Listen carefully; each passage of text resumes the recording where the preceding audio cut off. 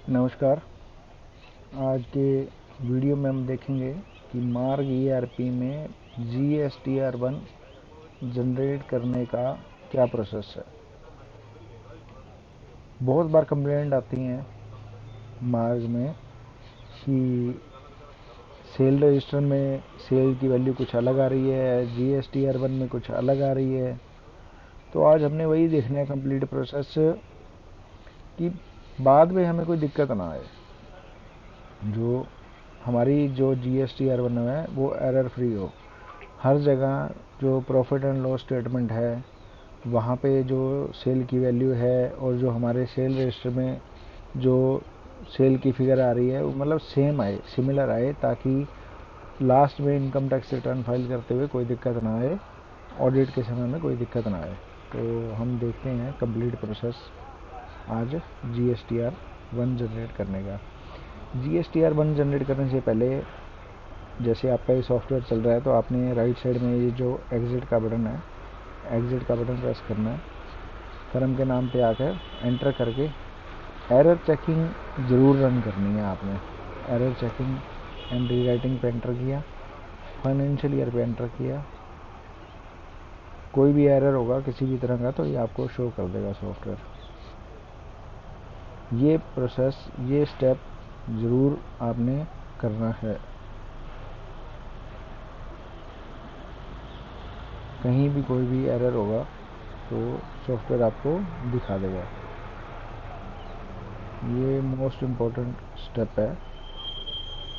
दो ऑप्शन आते हैं, दोनों पे बारी बारी से एंटर करना है। चेकड लिखा आ जाएगा, इसका मतलब कोई एरर नहीं है। एस्केप का बटन प्रेस करना है और फाइल मेंटेनेंस पे एंटर करना है, फाइनेंशियल ईयर पे एंटर करना है और ये दोबारा से आपका सॉफ्टवेयर शुरू हो जाएगा। ठीक है जी।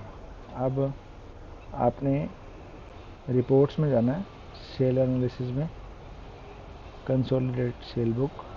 यहाँ पे डेट हमने डाल दी 1/10 से 31/10 और एक्सेप्ट पे क्लिक किया, एंटर किया।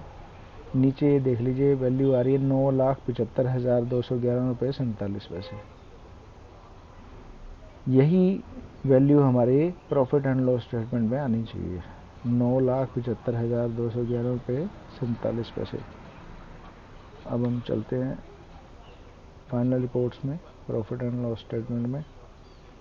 यहाँ पे खोलने के बाद F2 का बटन प्रेस करेंगे, अक्टूबर पे आएंगे 1/10, ओपनिंग विद ओपनिंग 9 कर दिया।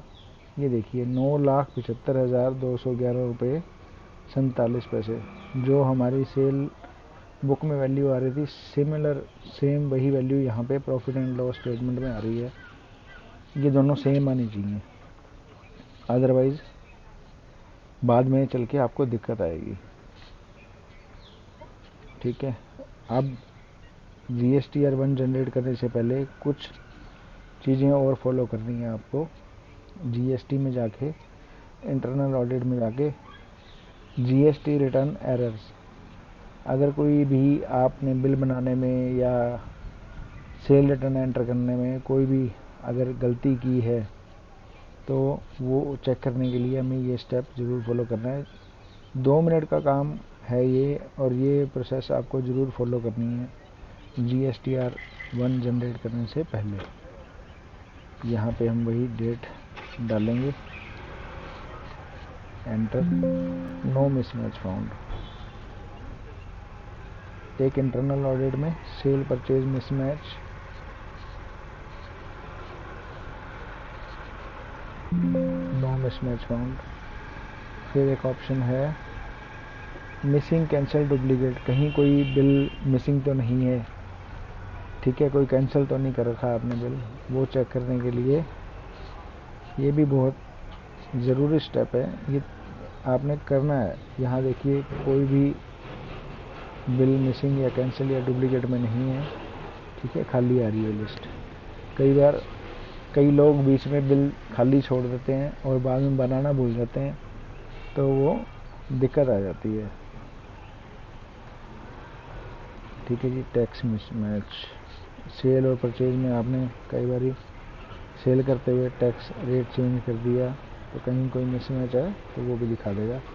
इस तरह से सारी रिपोर्ट ठीक है। अब हम GSTR1 जनरेट करेंगे। GSTR1 outward supplies, enter.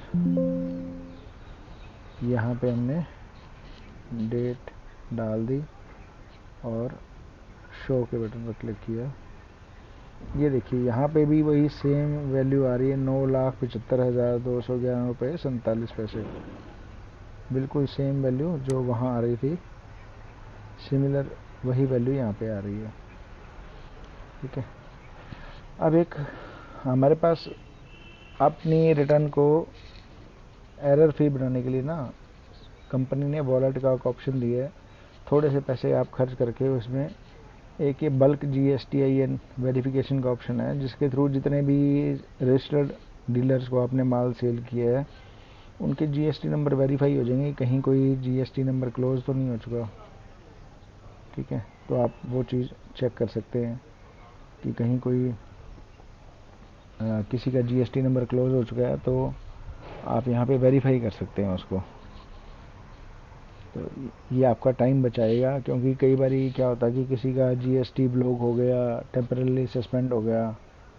ठीक है, तो आप वो यहाँ से चीज़ें वेरीफाई हो जाएंगी और रिटर्न जाने के बाद दोबारा से CA आपको कॉल करके ये नहीं पूछेगा कि ये आपका बंद है या शुरू है या नहीं है। अब ये देखिए इसने 25 पैसे पर पार्टी का खर्चा है, टोटल 4 रुपये 75 पैसे डिडक्ट होंगे अगर हम ये स्टेप फॉलो करते हैं तो।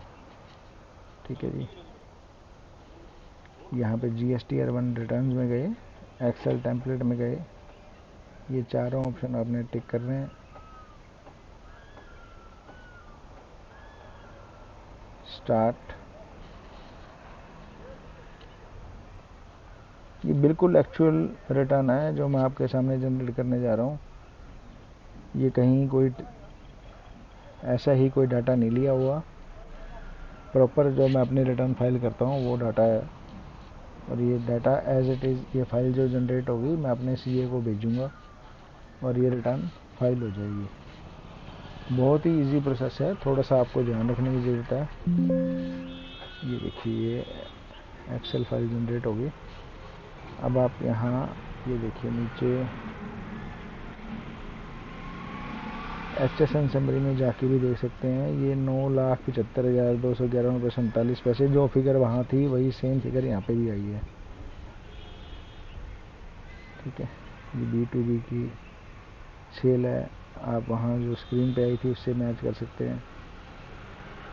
इस तरह से ये सारी शीट्स नीचे दी हुई हैं एज़ पर गवर्नमेंट गाइडलाइंस। ये अनरजिस्टर्ड की सेल है, यहीं सेल रिटर्न भी आएगी। ठीक है जी। और यहाँ पे आप देख सकते हैं ये आपके शो कर देगा कि आपको इतने